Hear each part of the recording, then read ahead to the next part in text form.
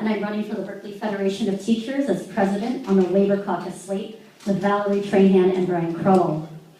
I also stand proudly behind the African American Studies Department at Berkeley High School to demand a sustainable program, because what's happening in the Berkeley School District cannot continue.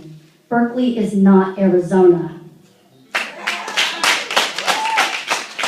What is happening is a national scandal, but it's one that's being covered up because the school board cannot and will not tell the truth about what its real policies are, and we are seeing that already. Not just through the fact that the African American Studies Department has to come and mobilize to this meeting to defend itself, not only because teachers are fighting for a real increase in our wages and our health benefits. 2% is an insult. 4% will not pass through the membership. Not only for that reason, but because of the daily existence and treatment of teachers in this district and what is happening in our classrooms and to our curriculum.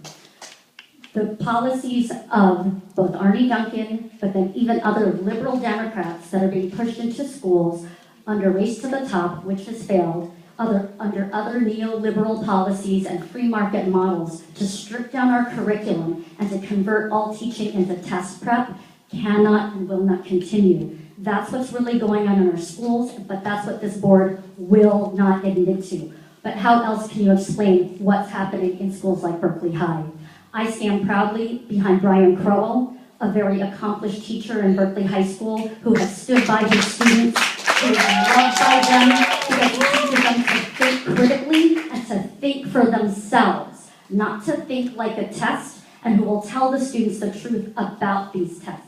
Because of that, he's also stood by his colleagues, and he exposed the data that, with the help of Mr. Josh Daniels and Delia Ruiz, who supplied him with the information, that showed that disproportionately, Black teachers and senior teachers over 50 are being targeted unjustly and accused of being unsatisfactory teachers.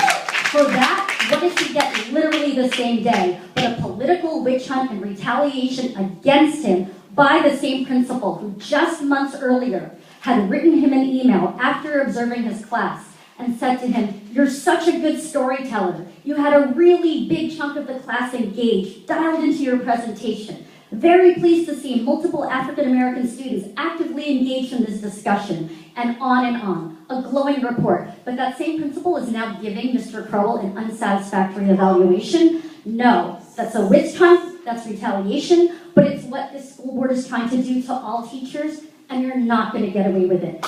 We remember Edmund Heatley. We remember how you tried to hire him. We stopped you then, we're going to stop you now. Thank you.